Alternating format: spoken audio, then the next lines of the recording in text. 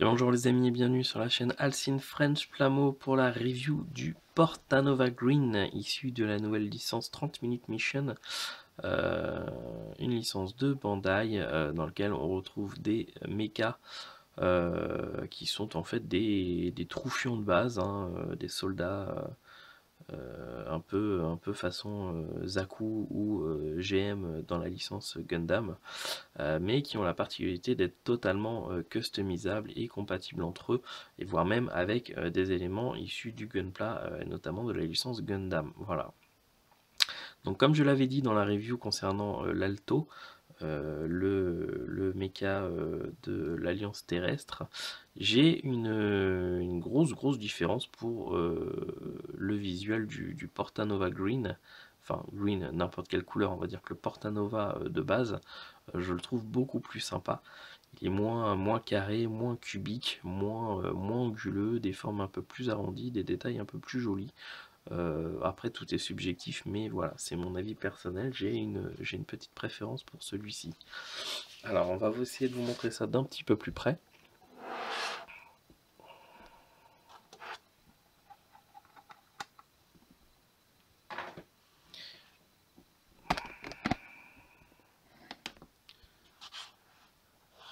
Voilà, donc le Portanova dans sa version green, donc sa version verte, donc de l'armée de Byron.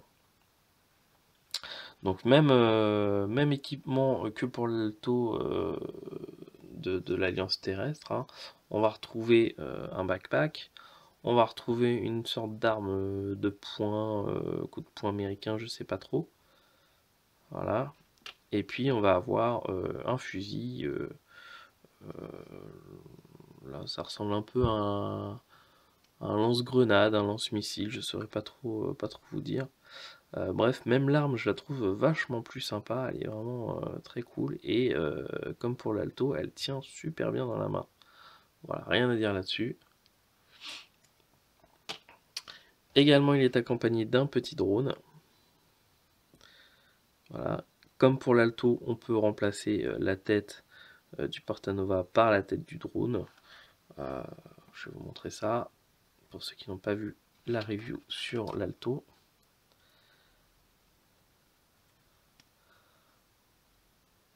Hop.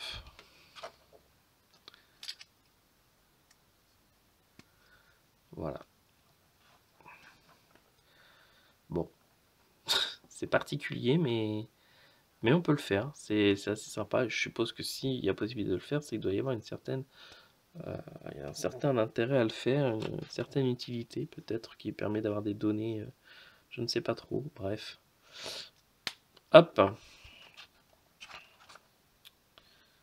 Et on remet. Voilà. Donc on va mettre ça de côté. Donc le kit en lui-même, bah voilà, esthétiquement je trouve qu'il est, j'aime beaucoup le torse, les épaules, la tête. Alors je trouve que la tête c'est assez drôle, mais la tête, je ne sais pas pourquoi, me fait penser un peu à l'armée allemande. Euh, des casques comme ça, un peu ronds, avec un truc autour.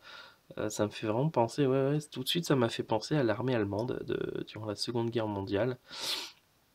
Voilà, j'y vois une petite ressemblance.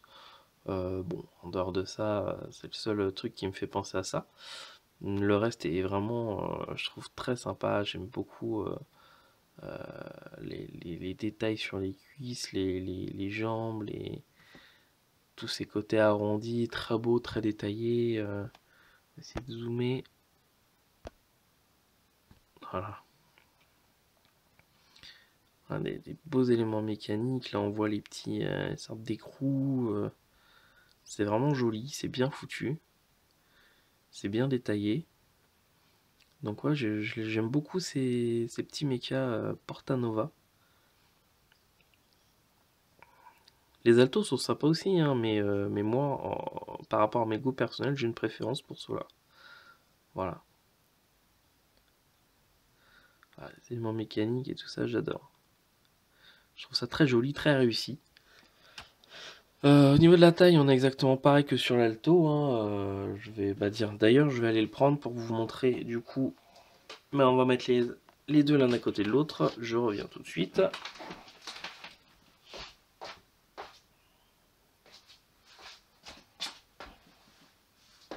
Hop, je remets mon petit micro-cravate.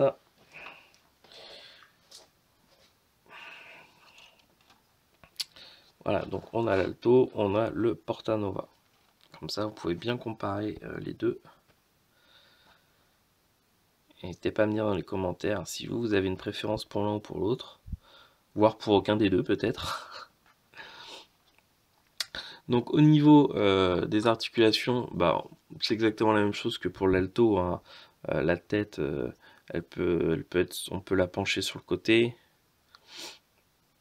la mettre en avant, la mettre en arrière, et puis la faire tourner sur elle-même à 360. Les bras, pareil, ils tournent, on peut les tendre. L'épaule se soulève selon si on tend le bras. Donc c'est assez bien foutu, vous voyez. Le bras, on peut le plier sans aucun problème.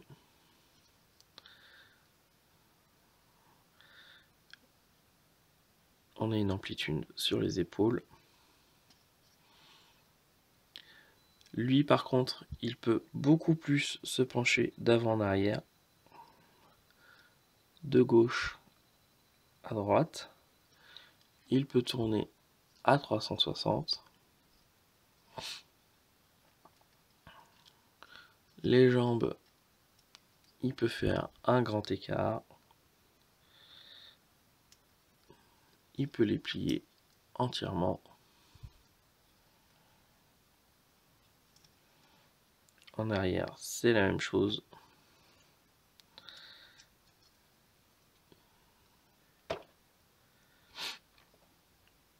Donc il n'y a vraiment absolument rien à dire sur les articulations. Si ce n'est juste pour chipoter, on peut dire que les pieds, on peut les faire basculer de gauche à droite, mais pas d'avant en arrière. Ça va être très limite.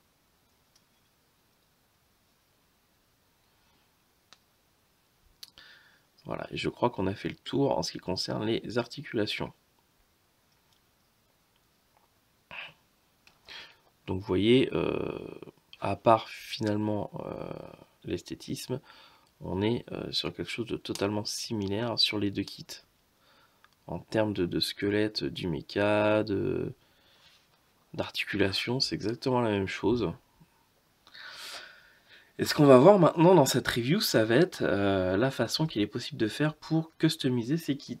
Alors pour cela, je vais tout simplement utiliser des options parts que j'ai reçus. Donc on va voir ceci qui est des options part armor pour le Portanova. Donc ça c'est les options armor numéro 5 for close fighting, donc c'est pour du close combat, donc du combat rapproché. Donc c'est une nouvelle armure spécialement conçue pour le combat rapproché.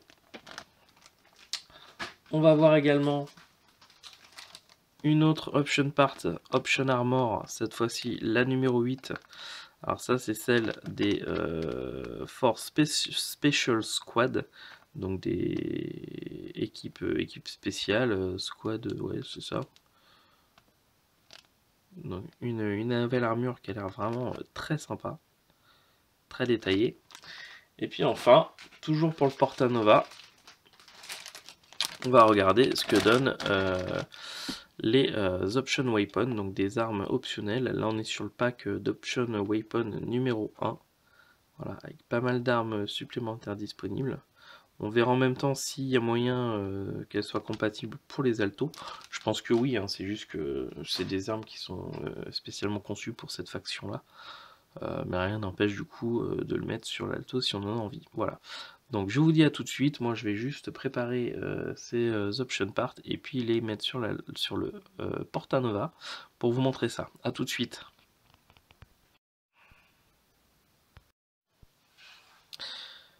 Et voici donc le Portanova Green avec du coup les Option Armor numéro 5, donc les Close Fighting, donc spécialement pour le combat rapproché.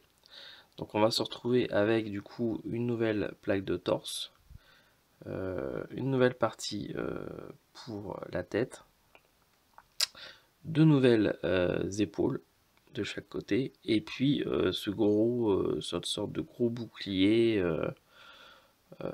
qui doit servir à la fois à se protéger, et puis vu qu'on a ici une sorte de pince de crabe devant et derrière, ça doit aussi servir à, je pense, déchiqueter l'armure de son adversaire. Voilà. Donc vous voyez tout de suite, rien qu'avec finalement 5 nouveaux éléments, et ben on obtient un... Hop, si je perds le bras, on obtient un nouveau mecha totalement différent, et qui est vraiment assez cool.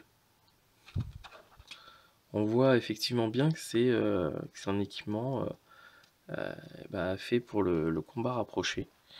Donc pas mal. Et puis du coup, vu qu'on a récupéré des éléments du Portanova, tels que les épaules, le torse, la tête et tout ça, et ben je me suis dit tiens, je vais mettre les épaules sur l'alto. Voilà. Donc on peut imaginer que l'alto dans la bataille, il ait explosé ses épaules, ses protections d'épaule, et du coup sur la dépouille d'un Portanova, il est pris les protections du coup pour se les mettre. Voilà. Mais l'idée c'est vraiment de vous montrer que tout est compatible entre eux. On peut totalement mixer les mechas, même entre factions différentes. Donc c'est assez sympa.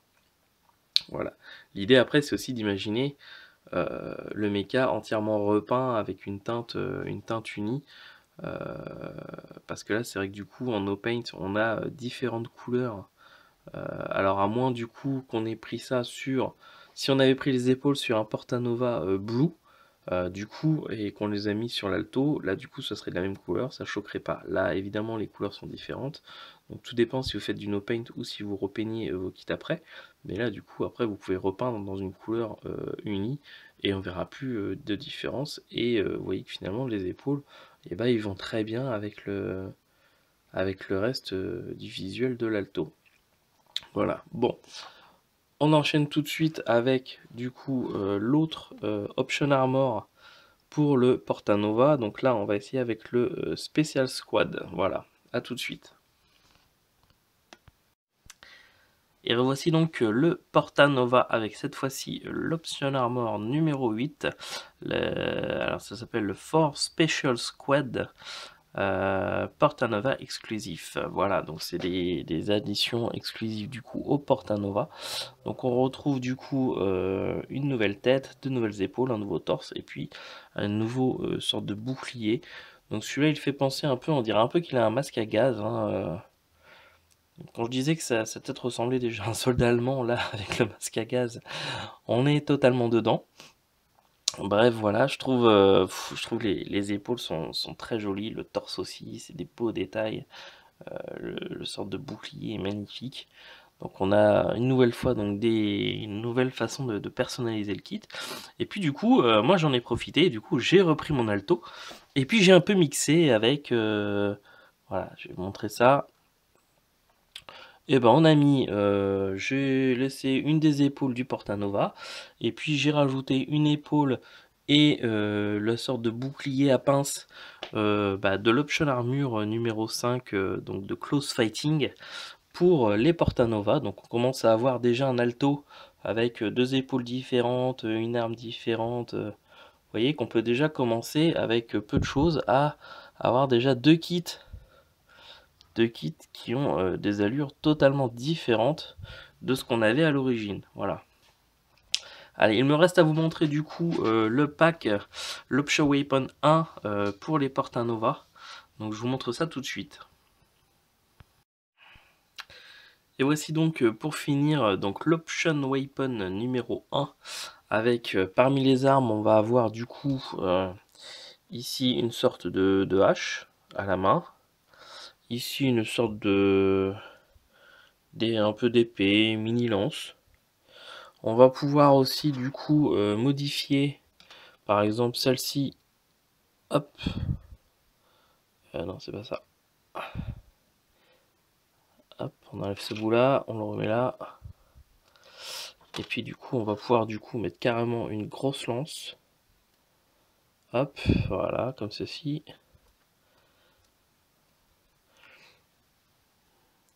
Donc on peut avoir à la fois des armes, donc des armes blanches, hein. On va avoir d'autres petits éléments complémentaires pour les mixer entre eux. Et puis on va avoir également dans ce pack une sorte de gros fusil que j'ai mis sur l'alto. La grosse sulfateuse de service. Qu'on peut tenir à deux mains par exemple. Ou qu'on va pouvoir du coup modifier l'embout avec remplacer là les sortes de trois petites mitraillettes par exemple une sorte de faisceau laser, je sais pas quoi. On va pouvoir rajouter d'autres éléments, par exemple en dessous. On va pouvoir rajouter ici un chargeur si on a envie à la place de cette partie là. Donc on peut vraiment donner des styles différents, les combiner ensemble. C'est vraiment totalement personnalisable et customisable. Donc c'est vraiment agréable. Ça respecte bien l'idée de la licence et ça joue bien le jeu là-dessus. Donc voilà. Donc on a fait le tour de ces deux kits que j'avais en ma possession et puis des option armor et weapon que j'avais également. Je tiens à remercier mon partenaire Bandai de m'avoir fait parvenir tout ça pour que je puisse du coup vous les présenter, vous faire découvrir cette licence et puis que vous me disiez un petit peu ce que vous en pensez, si c'est un truc qui vous tente pas, les défauts, les qualités que vous avez pu remarquer à travers mes vidéos. Et puis moi du coup je vous dis à très bientôt pour une prochaine vidéo. Ciao tout le monde!